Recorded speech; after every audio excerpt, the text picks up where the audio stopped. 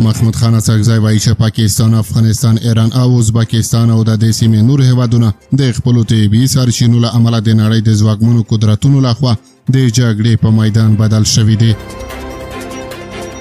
سلامونه ستړي مشئ، وخت مو په خیر. پام وکړئ د ایران ټي وي یوټیوب چینل څخه د نن ورځې تازه او مهمو خبرونو ته. د پښتونخوا ملي عوامي ګوند مشر محمود خان اڅکزی وایي پاکستان، افغانستان، ایران او ازبکستان او د دې سیمې نور هیوادونه د خپلو طبیعي سرچینو له امله د نړۍ د ځواکمنو قدرتونو لخوا د جګړې په ډګر بدل شوي دي. اڅکزی وایي چې هیوادونه او ایالتونه د لرګیو او مرمیو په زور نشي چلیدلی.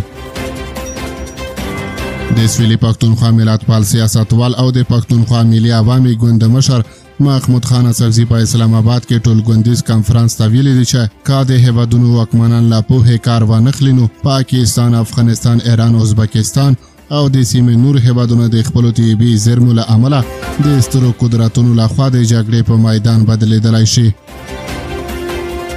نوموړي په دې اړه ویلي دي زموږ دغه سیمه به زموږ د سرچینو له امله د مستو غویانو لپاره د جګړې په ډګر بدله شي. اوس زموږ د سیمې د هیوادونو د واکمنانو د هوښیارۍ د ازموینو وخت دی.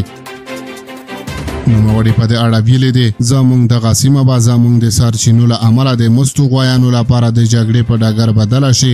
اوس زموږ د سیمې د هیوادونو د واکمنانو د هوښیارۍ د ازموینې وخت دی. دا سیمه په ګډې پوهې سره ژغورل کېدلی شي. محمود خان اڅکزی په باجوړ او مومند کې د ملکي وګړو وژل کېدو ته په اشارې سره د پاکستان پر حکومت سخت نیوکې کړې دي. نوموړي ویلي دي چې په باجوړ کې د نظامیانو لخوا د ملکي وګړو ټول وژنه روانه ده.